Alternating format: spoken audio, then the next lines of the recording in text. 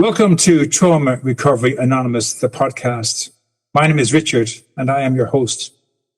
Tonight, I have Dr.Jess Armine with me today. I really enjoyed speaking to him before in a personal conversation, and he's here today to speak about his expertise in the field of trauma. Dr.Jess Armine works with clients with complex chronic illness, the kind of people who have gone to other doctors and they've had no solution. He tries to find solutions for people who don't have a solution. So I like to treat that as people who fall through the cracks, so to speak. Science tells us that it's all about science, about cause and effect. And we need to treat the cause and not the effect. And Dr. Jess's work focuses on the cause more than the effect. The effect is just the symptoms. We need to find out what's causing the symptoms. And that's what Dr. Jess really focuses on generally through his practice. So I'm going to ask Dr. Jess to jump in here and introduce himself to us and get the ball rolling. Dr. Jess, welcome tonight. Well, thank you, Richard. Thanks for having me here.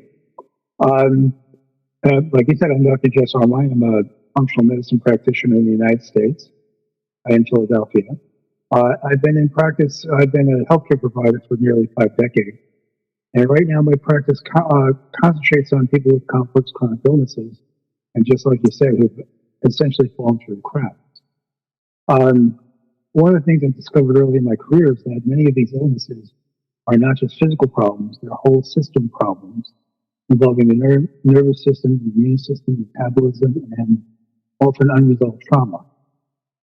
So basically, my work focuses on helping people understand how their experiences, especially traumatic ones, can shape the biology of the body. So the hopeful part of all this is that if we allow the trauma to shape us, okay, and change our biology, it also can help us heal and reshape us if we understand the biology. So what you're saying is that the problem can be part of the cure, so to speak. If we can address the cause and work on the cause, that can become part of the cure. Would that be right? That's actually true. What most people are not oriented to, even most physicians, is something called a cell danger response. Okay, and I'm going to digress for about 30 seconds here. In 2013, a paper was written by Dr. Navio, who's an MD, and what he did was look at illness from the very basic cellular point of view. And what he scientifically proved was the things that can injure the cell. And they included toxins, as you might expect, microbes, viruses, bacteria, fungi, so forth and so on. And he also proved on a scientific basis that all the psychological, emotional, and spiritual traumas that we face can injure ourselves in equal measure than as microbes and toxins. So when you have traumatic experiences, it actually translates to the body being injured at the cellular level. I'm from Brooklyn, so I want to talk fast. I'll slow down. All illness starts at the cellular level. Can you speak a bit louder, Jess? I'm sorry, Dr. Jess, but are you maybe to put your mouth closer to the microphone? You're kind of drifting in and out. Okay, you know something? Let me see if I can. Hold on. I just don't want my audience to miss what you have to share, because last time we had a conversation, you blew me away with your knowledge and your insight. And so, get your mouth close. Okay. I'm going to change my. See if that helps. Okay. Did before. I'm having a problem with this thing. We'll take our time with this because I don't want my clients, my audience, to miss you. Okay, well, that's great. Okay, great. Okay, that's much better. That's much better. All right, we'll have no problems now. Okay, so like I said, that Dr. Navio proved on a scientific basis that things that were up until this time thought to be just you got some emotional problems, whatever, it's in your head, actually do damage to the cells. I can say all the big words, but you're not going to be impressed that I can pronounce polysyllabic terms, and I know all the pathways and yada, yada, yada. But suffice to say that it is proven in no uncertain terms that traumatic experiences will either cause or contribute or make worse damage to the body, which results in the symptoms. Now, you said that I look for root causes, which I do. Okay. But what I really do, different from most practicing people, is that I not only look for the root causes, I look for what they did, and I treat from both ends. Because once a condition gets chronic, once you've been ill for a while, a lot of times just taking away the root causes doesn't allow your body to heal because things have gotten too dysfunctional. But if you look at things from both points of view and you give the body what it needs to heal, go after the root causes, including the traumatic ones, by whatever mechanisms that you're utilizing, and you treat what those mechanisms did to your body, in other words, support its healing, that's when true healing, that's when true life can come back. Okay, you can actually get better completely and get back to the person who you were, or at least want to be. You want to be the good husband or wife. You want to be the good father. You want to be the good father or mother. You want to be a good friend. You want to love yourself, which is the real issue. Okay, by looking at things from both points of view, realizing that's happening at the cellular level, and direct your attention that way, believe it or not, people will heal. Just remember that the body doesn't separate emotional trauma from physical survival. Okay, so when your nervous system is in a constant state of alarm, which happens a lot with post-traumatic syndromes, okay, several biological systems change. Okay, like the stress hormones remain elevated, inflammation increases, mitochondrial energy production declines. And what that means, your mitochondria, and everybody bandies that word around, so I'm sure you've heard it. But what the mitochondria do is produce your energy that your body uses. It's called ATP, so let's not even worry about that, okay? But it's not an on or off situation. In other words, if your mitochondria aren't working, they're working, but at a lower level, okay? So think of it that a normal healthy state, maybe the mitochondria are working at, let's say, 95% efficiency, okay? But you get ill, like you get a strep throat, you get a cold, it may go down to 80 or 85%. But when that cell danger response that I spoke of resolves itself, you go back up to your 95. But when you have several traumas or something in the background working, like how more psychological, emotional, spiritual trauma works, it's in the background constantly, your energy production goes down to about 75, 80%, kind of stays there. Then put anything else on it, like Epstein-Barr virus or Lyme disease or COVID, okay? And it'll knock it down to a consistent 75%. Well, we work best, and I'm pulling these numbers as examples, and you're not going to find them in a study. Okay, I can give you ratios, but it's not important. Okay, when your mitochondrial function declines and continues to decline and then levels out at a lower level, you're going to get fatigue. You're going to have things like that constant state of alarm because your body is trying to heal itself. Okay, so you're going to get things like fatigue, brain fog, anxiety, chronic pain, autoimmune illness. Okay, so believe it or not, all these psychological issues have a very real biological component. And sadly, in treatment or consideration of the effects of trauma, and I don't want to constantly use the word post-traumatic stress syndrome, stress disorder, but actually that is not, a single thing. There's degrees of it. And what it's really saying is that whatever traumas you faced, there's going to be, or if it's unresolved, you're going to have some level of dysfunction. And that dysfunction happens either because of the intensity of the trauma or a bunch of things put together, okay? So you're going to end up staying in your fight or flight, okay? And you're going to have things like hypervigilance, exhaustion, being unable to relax, being emotionally reactive. In other words, things that didn't bother you before are going to bother you very seriously now.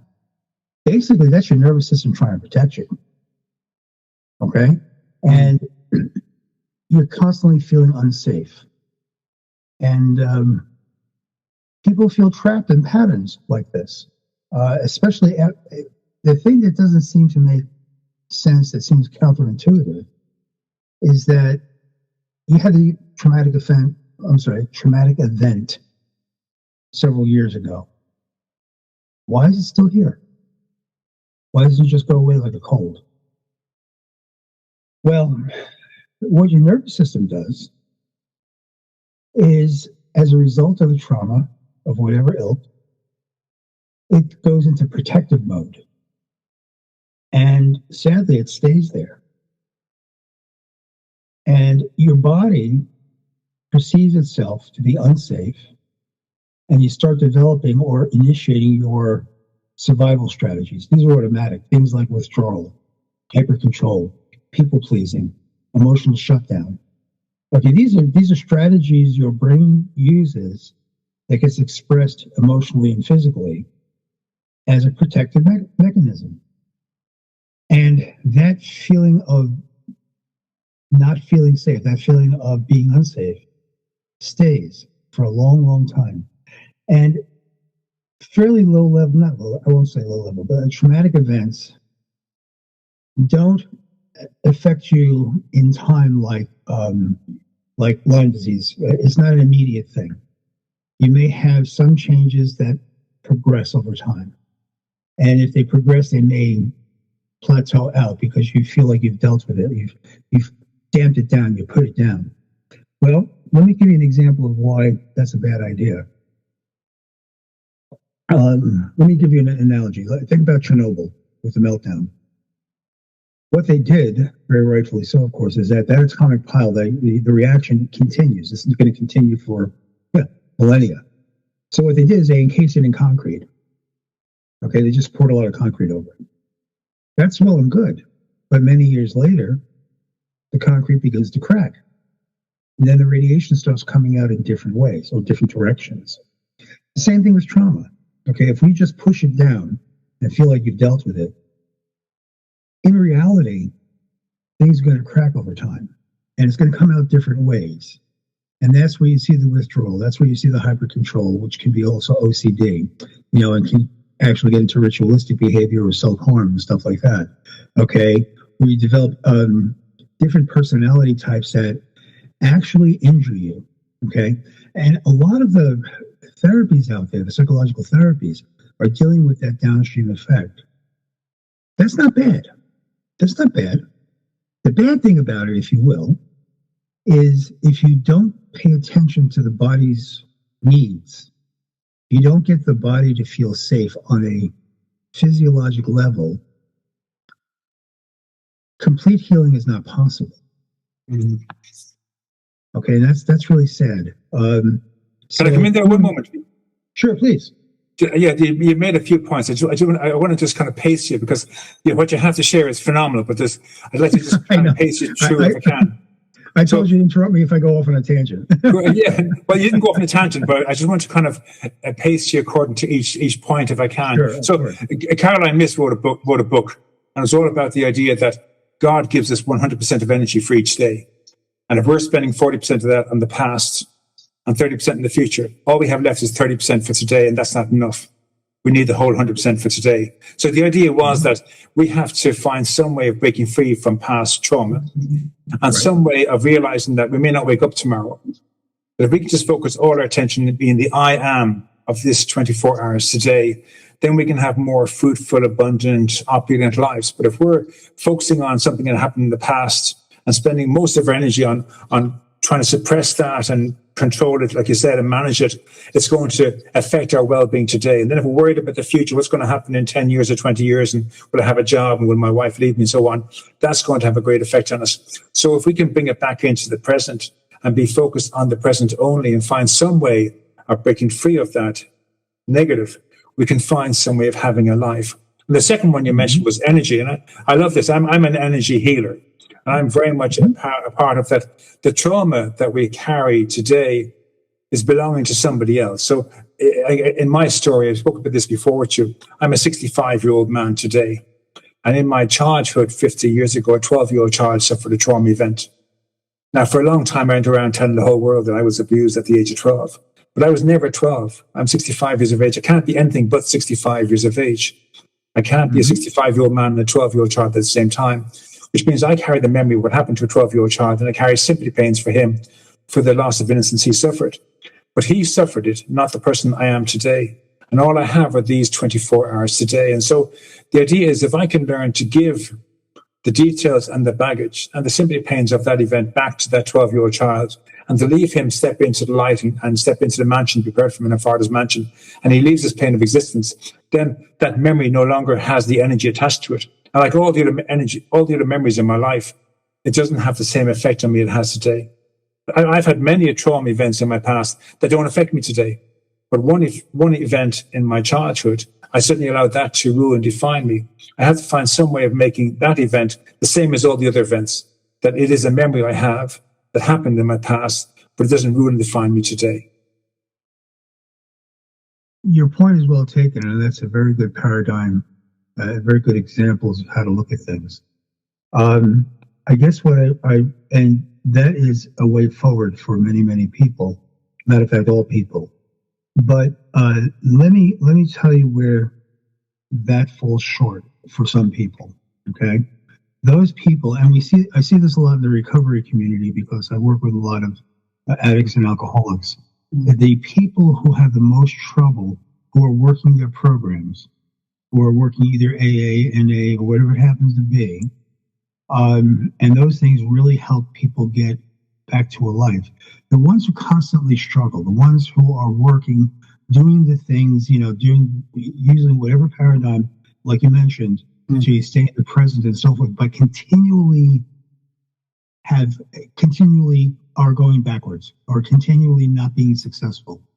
Okay, those people, those are the ones that I want to tell them that there is a absolute physiological component to it. And what I do with people in the recovery community, I can physiologically treat them and take away the jonesing for take away the desire for the particular substances and so forth. And what that allows them to do is attend to whatever program they're on to achieve a maximum result. So it's great. Go ahead. So I agree with you completely. I'm coming from recovery. I'm 38 years sober this year. My other addiction was gambling. Right. And for many years, I was opposed to any concept of God.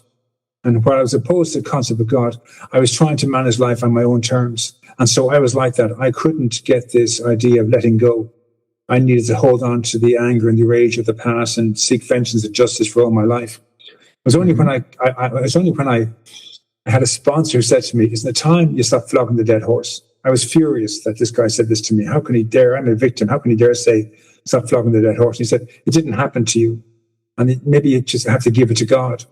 And that was a journey about maybe 6 years ago, where I decided to give all my pain to God. I mean, I'm not a member of a church. I don't go to any church, or I'm not a member of any denomination. But I made a decision that I've tried for 40 years of my life to deal with this, and I failed miserably. And it led me down to addiction, led me to self-harm and all these things. And I attempted suicide 3 times. My best efforts failed me. And I tried mental health and therapy and depression and medication and everything failed me. Nothing could give me peace of mind. So I had the idea, if I could get peace in my soul, and if I could heal the hole in my soul, then maybe I would be at peace. So that led me to the concept of claiming a miracle and casting out my demons and gaining peace of mind in my soul. But I know that before I allowed God into the process, I was like that. The people you were reaching out to, and sorry, I have to say one thing. I know you want to talk about vitamins and supplements, and I think they're brilliant. My wife has me on a load of vitamins and supplements, and they help me an awful lot to take vitamins and supplements. And I really think, but I'm going to just speak about vitamins and supplements, not at the very end, but now, because it's very important to people know that it's not just mentally, emotionally. Right. There's also our physical bodies. It's not just getting 8 hours sleep. And it's not just doing some exercise and drinking plenty of water and cutting back the sugar and cutting back the TV. But it has to be a case of we recharge our bodies with the vitamins that are necessary. And so I'd like you to talk about the products that you recommend at this stage, if that's okay. Absolutely. Well, let me just share with everybody the purpose of taking vitamins, minerals, or let's just call them supplements as an overall term. Your body's biochemical processes, the way that your body works, okay, the way that it takes the food that you eat and turns it into energy and everything that your body needs to heal. Okay, that's run by enzymes. Okay, those enzymes need vitamins and minerals to work. They'll work without it, but very, very slowly. Okay, they're called cofactors. We also have to think about what each cell needs to heal, and it's kind of very basic. It needs those vitamins and minerals. It needs to have. You need to have to digest your foods completely, so that you give your body the building blocks and let it do its job.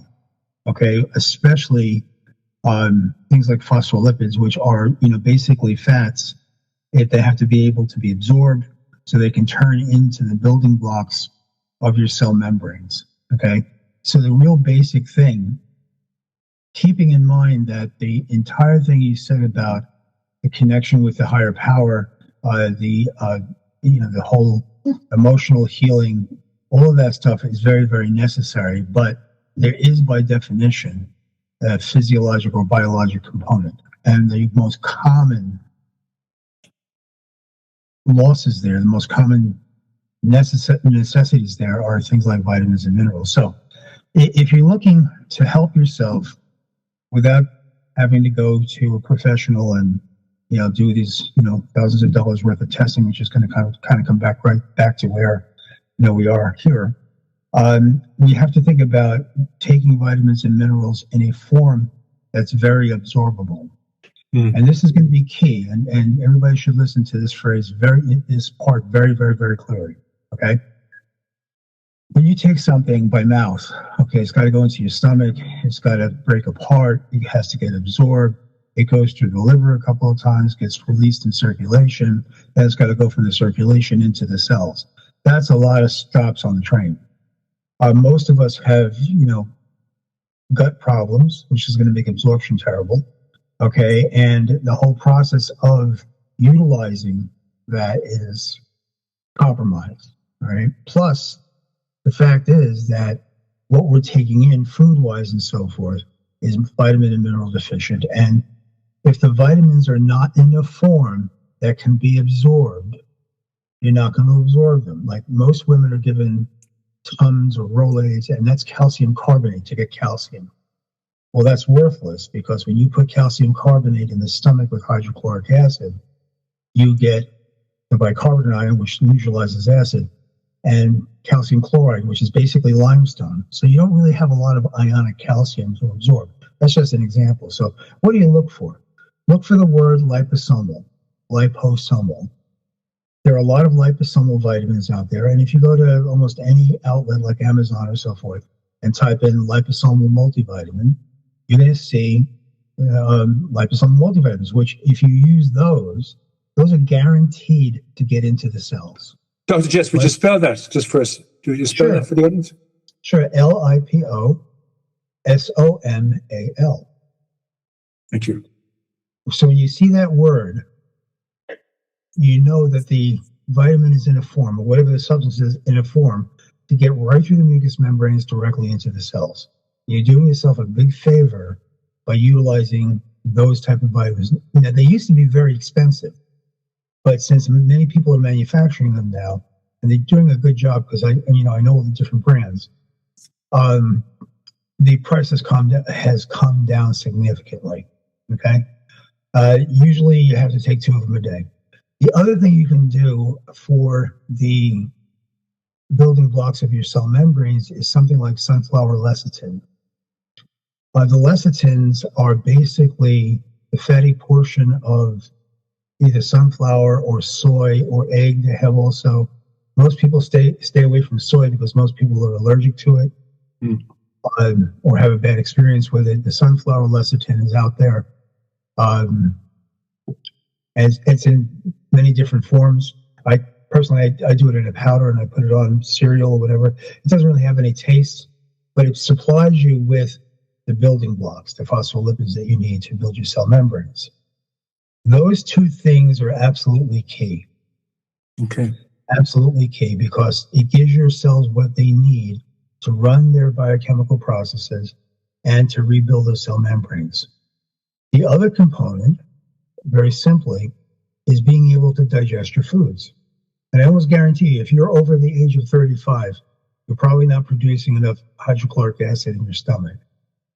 So if you look for a multi-digestive enzyme that has, well, there's some out there that have the animal enzymes like ethylene hydrochloride and ox bile and pancreatin, and they also have all the vegetable enzymes.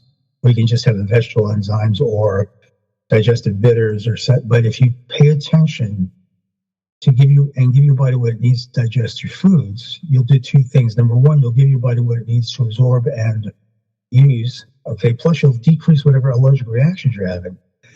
Most of the antigens we create in our own digestion. Think about this. The protein is just basically a big long line of amino acids, okay? And we have to break that down to the individual amino acids so it gets absorbed, and then our body reconstructs it into whatever kind of protein it wants, but it needs all the building blocks. If you don't break that down completely, you actually break it down to these little short chain proteins, which are antigens. And when they get through a leaky gut, you're going to start getting antigen antibody reactions and a lot of inflammation. Remember, most illness is secondary to chronic inflammation or oxidative stress, which is the same thing, okay? But the biggest generator of that is our own lack of digestion coupled with a leaky gut, which most people who have a chronic illness have a leaky gut as well. One moment, Dr. Jess, Sure. just for the audience, I'll make certain that on this podcast, I put Dr. Jess's website information, so he'll have all this information on his website. So if you're not following along with his wordings or his language or understanding what the words are, don't worry about that. It'll be on his website. I'll make certain that I put that in the attachment, just so you'll know.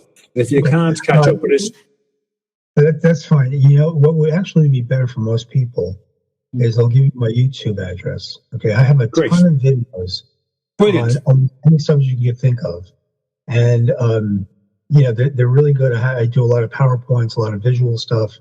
And what I'm really known for in my profession is taking these real super complex things and making them simple to understand. That's fantastic, Jess. Thank you very much.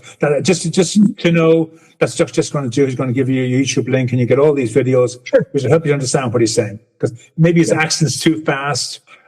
Just so you know everything, okay? Right, Dr. No, my friend, you had the accent, not me. I've got to tell you, I'm a big fan of Barbara O'Neill too. I think what she shares about like castor oil and that kind of stuff, it's all over YouTube.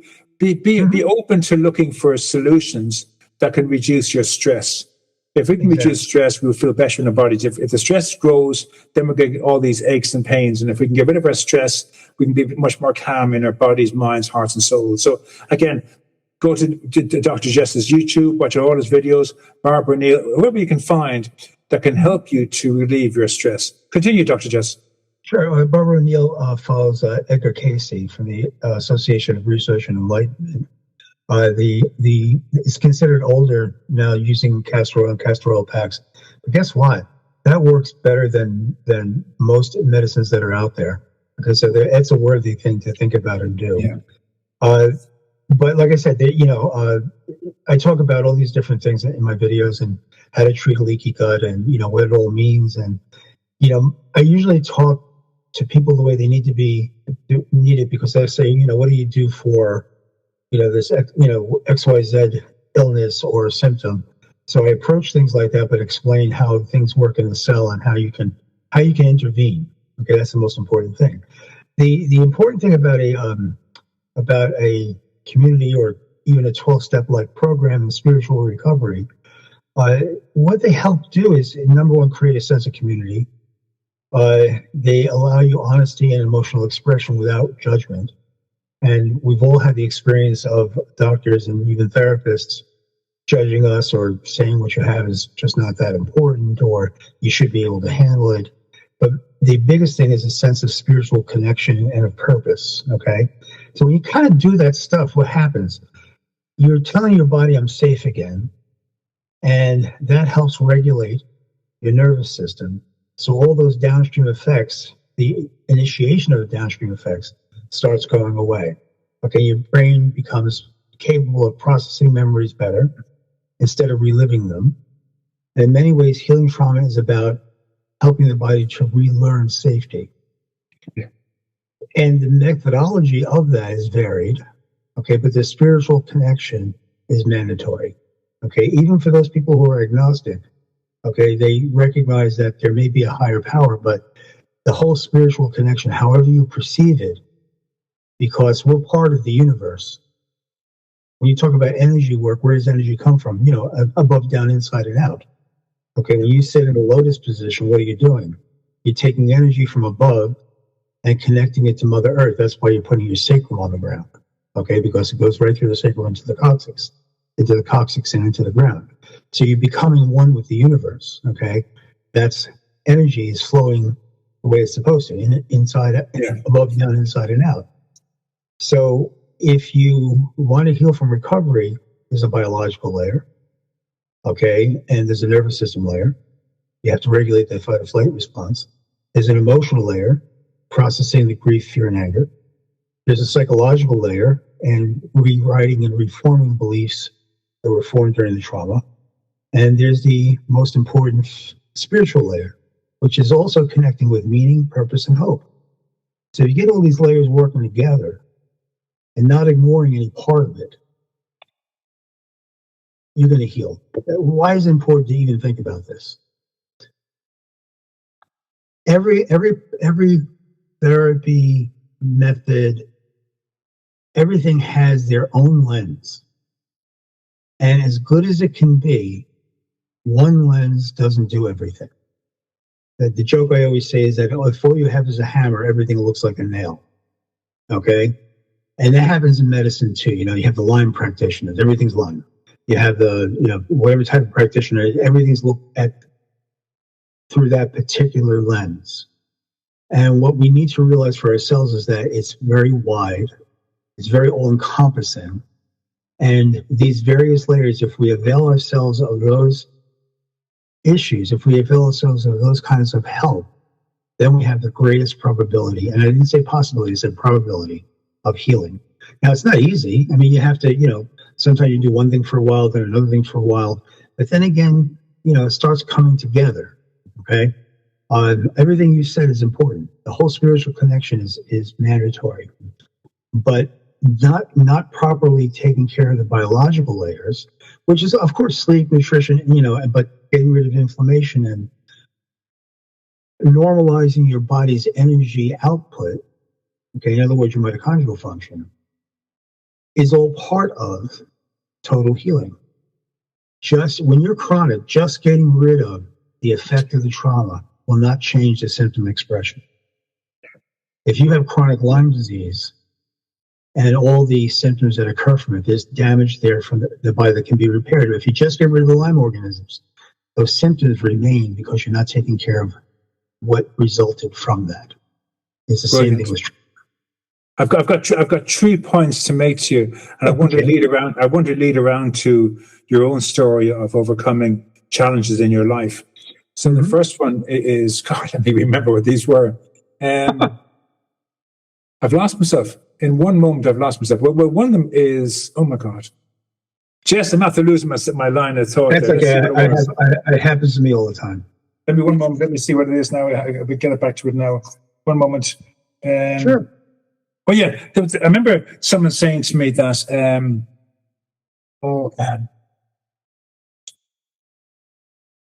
I've lost it. I can't believe it. I was all set for having 3 months. You go ahead, and if I can recall them again, I'll step back in again. Let me tell you how if trauma can change your body, brain and body, can healing change that as well? Well, we have something called neuroplasticity, which means that throughout your life, your brain, which, you know, processes your emotions, can change and heal. Okay? Things like safe relationships, supportive communities, spiritual growth, healthy lifestyle changes can literally rewire the brain and calm the stress systems of the body. So one message I'd like everybody to take away from here is people are far more capable of recovery than they often believe. Okay? This is not something that you have to live with. There's something you can do about this, and you can heal. As long as you're upright looking at us, your body can heal. There's no question about it. Thank you very much, Jess. Now, I'm going to jump in now with my 3 points that they've come to There you go. Please forgive me, audience, for jumping in here with their 3 points I need to get. Sometimes I walk in a room, I forget why I'm there. As my wife says all the time. So the first one is a pastor said to me one time that if we just heal the mind, it'll change our thinking. If we just heal the heart, we'll change our feelings. And if we just work on the body, so you get someone who goes to the gym and they do a 7-hour workout, but they come home and they're beating up the family. Like, if we're just looking after the physical and ignoring the rest, we fall apart. But if we can treat the soul and we can grow a sense of acceptance and worth and empathy and hope, if we can treat the soul, then everything has a knock-on effect. Our thinking gets better, our feeling gets better, and our attention to our bodies to heal it better is better if we work on the soul. So one point is about targeting the soul first. I'm not saying neglecting the mental, physical, or emotional, because it has to be treated too. But if we can focus on the soul and build a sense of hope and acceptance inside of ourselves, that knock-on effect will be very healthy in looking after our bodies, etc. Number 2 is we have 6 responses to danger: fight, flight, freeze, fawn, faith, and acceptance. So I have the story of the 2 brothers in the room. And one says to the other, what happens after we leave the room? And the other guy says, I know, when we finish it, we're going to die. Like, we can't leave the room. There'll be nothing left after it. And the other guy says, what happens if it's a life beyond our wildest dreams? And of course, the argument is life after death. So they're doing it in the room. But I got this kind of impression that when we do leave the room, if the child comes out of the room who's kicking and screaming and they want to run away, the nurse wraps him up in a blanket and puts him into a crib. And the message they get is, flight doesn't work. I can never trust flight again. So they're stuck in a state of fight or freeze when they come out, when they grow up. The next child comes out of the room kicking and screaming. They're wrapped up in a blanket, and their message is, you can't fight. So they're stuck in the case of flight or freeze. The third child comes out of the room comatose. The nurse holds them up by the ankle, slaps them on the bottom to get a reaction. And their message is, I can never trust freeze again. So they grow up in a state of fight or flight. And then the fourth child and the fifth child come out of the room either in a state of faith that all is going to be well, that God's in charge, or they're accepting all is going to be well, happy, joyous, and free, and they're put in the mother's arms because they're happy, joyous, and free. And they go up to be the strong, confident ones that we see around us, while we're all missing fight, flight, or freeze growing up. So the problem then is when we go into life, we're stuck in either fight and freeze to begin, or flight and freeze to begin with, and then we get stuck in a case of flight, a freeze or fawn. So most of us in our childhood, we're too young to defend ourselves. So if parents are fighting or arguing, whatever, or teachers are giving out, we can't run away, we can't defend ourselves, so we go to freeze or fawn. So we disassociate, withdraw, isolate, we fawn, we people please, we pretend everything's okay, we suffer fools gladly, we suffer in silence, we're passive aggressive. But the problem is, as we grow up into adults, we stay in freeze or fawn. And we don't take the chance with fight, flight, fate, or acceptance. And unless someone was to teach us that we have to stop staying in freeze and fawn and break into the other responses, we stay in freeze and fawn way into our adulthood. And that's a big part of the problem. And the final one I was going to ask you about is that the mental health industry have missed recently in a study that 39% of all people diagnosed with mental disorders were misdiagnosed. And for those people who can't go back to the person they were and they can't stay in the mental health situation, what hope is there for them? And that's why I think the work you do is phenomenal, because you can reach people who are stuck in that space. There's 390 million people in the world today who have been misdiagnosed. And I know your own personal journey kind of touches on that. And I'd love you to maybe talk about that a bit if you would. Absolutely. Well, just to one point that you made, that you're right, most psychiatric diagnoses that I've seen are wrong, but not because of a basic principle. All psychiatric diagnoses are lists of symptoms that fit into a criteria that was put out in the DSM-5. Now, remember, a diagnosis should point to a root cause. So if you have a sore throat, that's a symptom. If you have strep throat, that tells me why you have the symptom. If you have OCD, that's a list of symptoms, but it says nothing about what caused it. And the reason that most psychiatric diagnoses are not diagnoses, they're correct according to the criteria, but they're not pointing at a root cause. So what ends up happening is you end up treating the end result without looking at what caused it and what's continuing to cause it and what continues to create the the dysfunction and how that dysfunction comes out in different ways. Which I'm leading my particular journey in this was, I have a lot of different degrees. I've done a lot of different things, and when I got married and we started having children, my middle boy, when he was about 15, developed schizophrenia. Now, I could be a doctor, but I'm also I'm a father first. And when I realized he was bad, I took him to a psychiatrist like any other good dad. And my boy was one of the most intelligent young men I ever met. I mean, he at 10 years of age, he read Dante's Inferno just for fun, and then explained it to me. I knew that he's just an old soul. He's an old soul in a young body. I'm like, okay. And he was always fascinating to talk to, always had incredible insights, always told me he was an alien, because he just thought differently. And he created this whole thing called Zognog. It was wonderful. Anyway, they gave him medications and snowed him, basically, which means that he sat on the couch rocking back and forth and essentially became a non-entity. Now, very much like you, I'm a very religious person, and I'm praying one day, and I see the Blessed Mother pop up in front of me. I was in front of a computer, and I started crying, and then I got really angry, and basically said, listen, this disease is messing with the wrong daddy, and I asked for help. So I launched into learning a lot of stuff about genetics, about neurotransmitter balancing, and so forth, because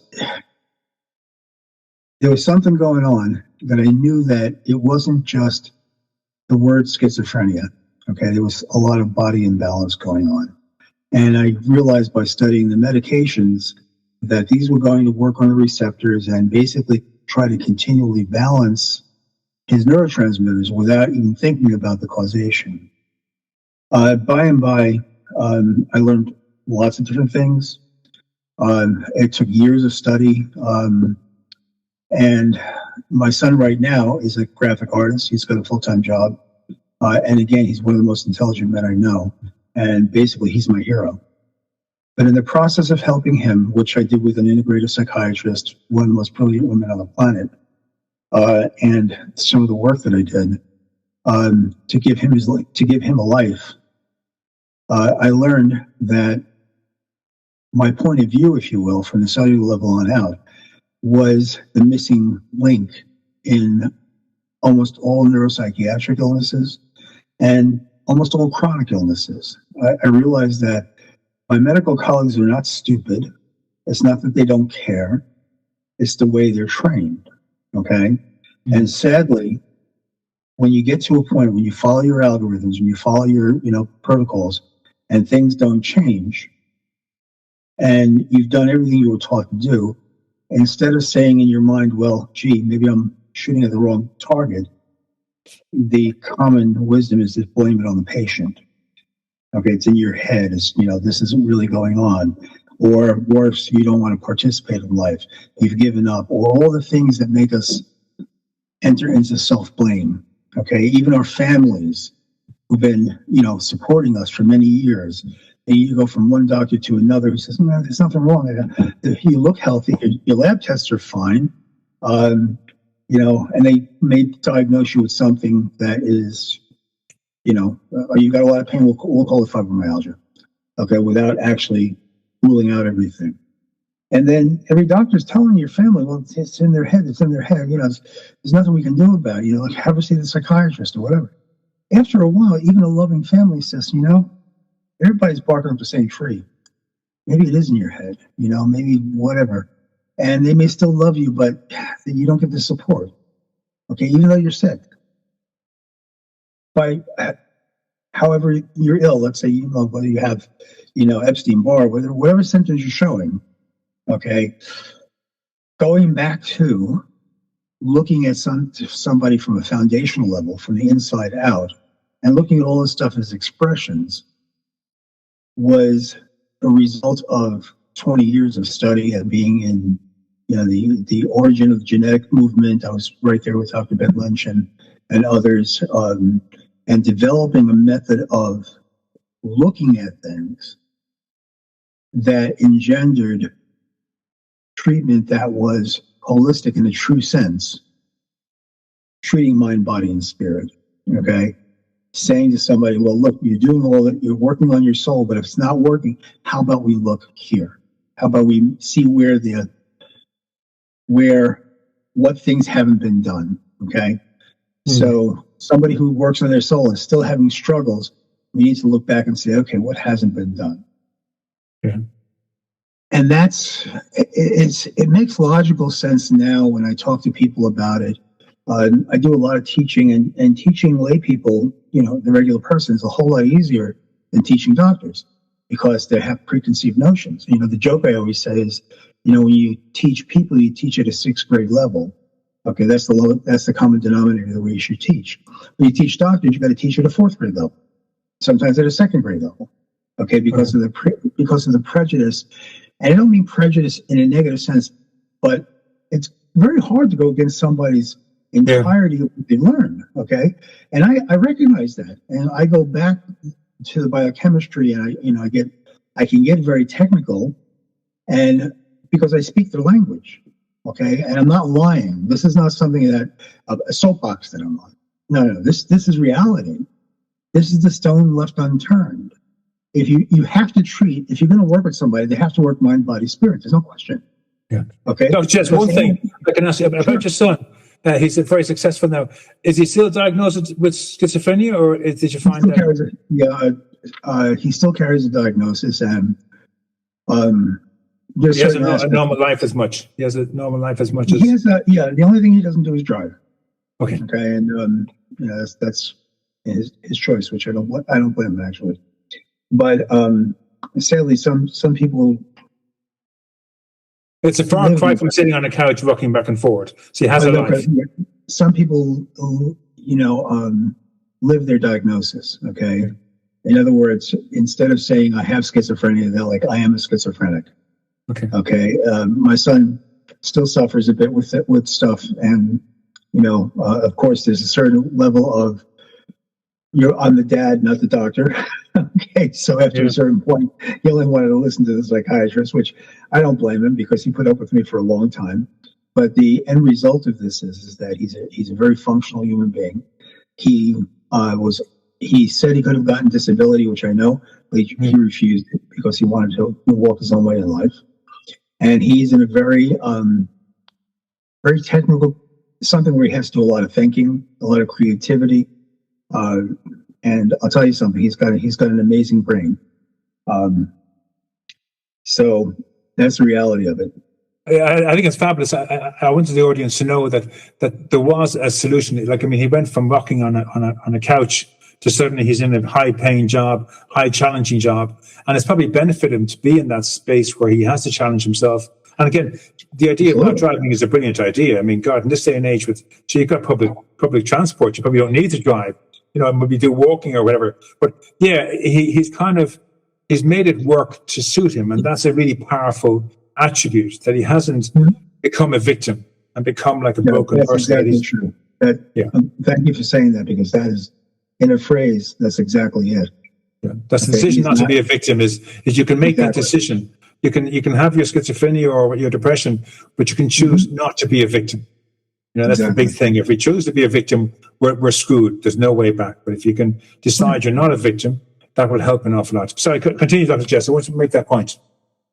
Very good.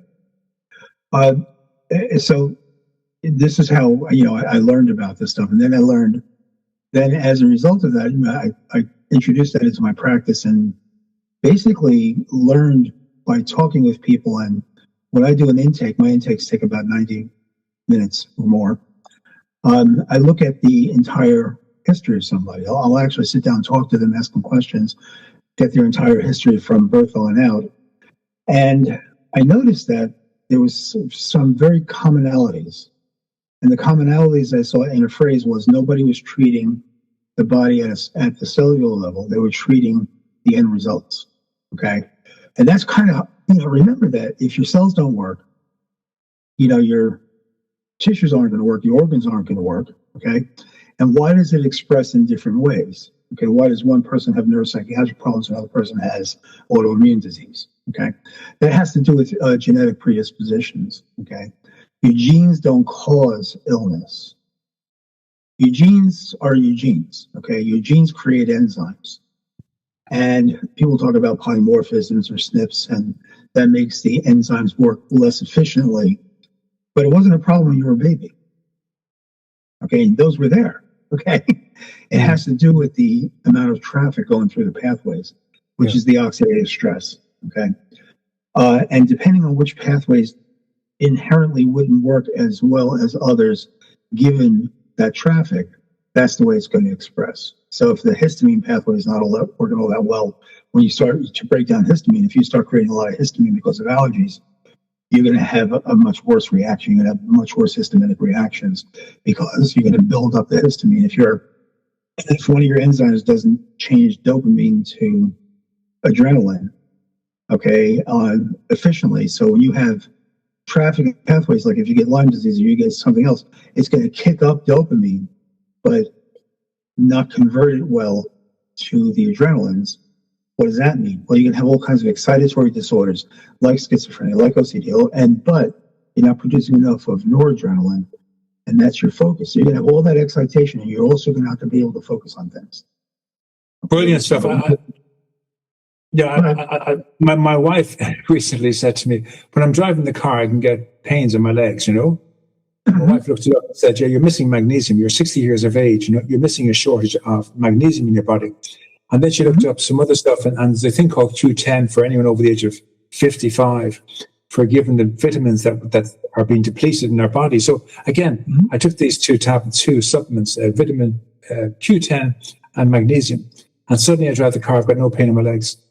So understand that our bodies are depleted of supplements, of vitamins, of probiotics. We're missing all these things. They're not in the food. The food's so processed. A lot of the food we get doesn't have the natural probiotics and vitamins and supplements that we need, like vitamin C and that.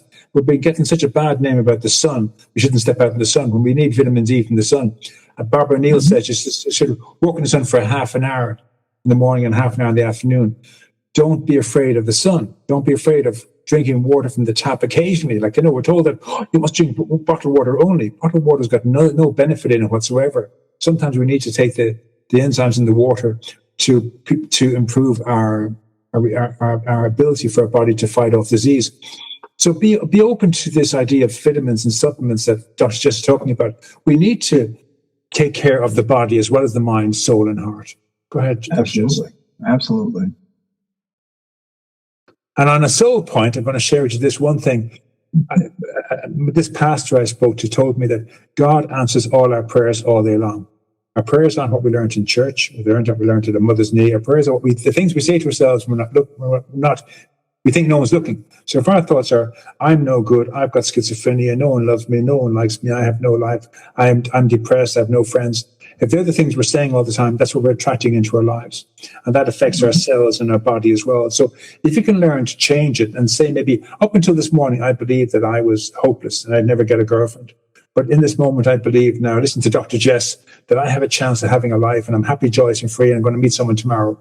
And we play that 10 times a day for a week. Suddenly a week later, someone's going to ask you out on a date. Things will happen and you'll kind of go, my God, and you'll feel better about yourself. Back to you, Dr. Jess. We've got 10 minutes. Would you have 3 things you'd like to share with the audience to wrap up? Things I'd like to share. I want to let everybody know that exactly what you said, that if we at least look at all the parameters, mind, body, and spirit, the probability of healing is very high. Does that mean you have to do everything at once? Okay. By trying to do everything at once, you're going to create more stress on yourself than you can handle, believe me. Okay. If you've been doing one thing very, religiously, if you will, and you're not getting complete healing, then look at the other parameters and do one thing at a time. okay, or learn one thing at a time.